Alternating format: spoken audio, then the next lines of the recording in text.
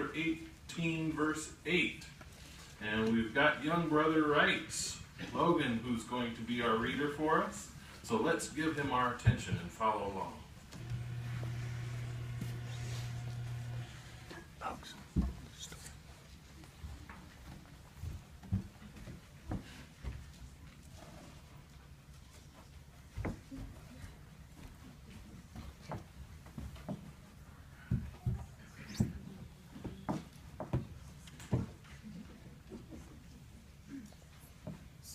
So God said to the true God that Ishmael might live before you. To this God said, your wife Sarah will definitely bear you a son, and you must name him Isaac. And I will establish my covenant with him for an everlasting covenant to his offspring after him. But as regard Ishmael, I have heard you. Look, I will bless him and will make him fruitful and will multiply him very, very much. He will produce 12 chieftains, and I will make him become a great nation. However, I will establish my covenant with Isaac, who Sarah will bear to you at this appointed time next year. When God finished speaking with him, he went up from Abraham. Abraham then took Ishmael his son, and all the men born in the household of the man born in his house, and everyone he had purchased with money, every male in his household of Abraham, and he circumcised the flesh of the foreskins on that very day, just as God had spoken with him.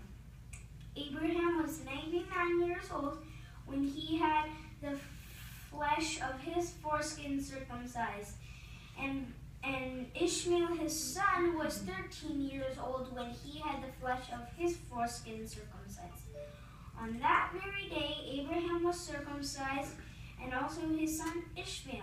All the men born of his household, anyone born in the house, and anyone purchased with money for a foreigner, were also circumcised with him.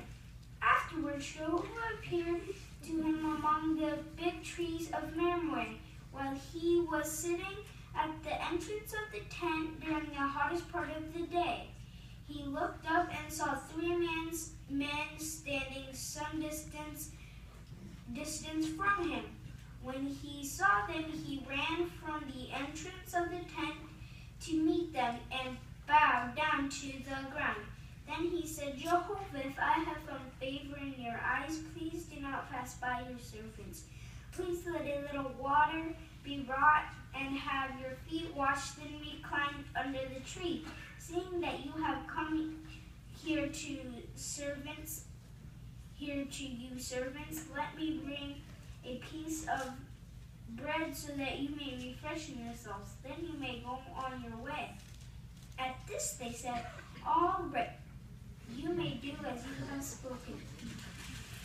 So Abraham hurried to the tent to get Sarah and said, quick, get 3 measures of fine flour, knead the dough, and make loaves of bread. Next, Abraham ran to the herd and chose a tender and good young bull. He gave it to the attendants who hurried to prepare it. He then took the butter and milk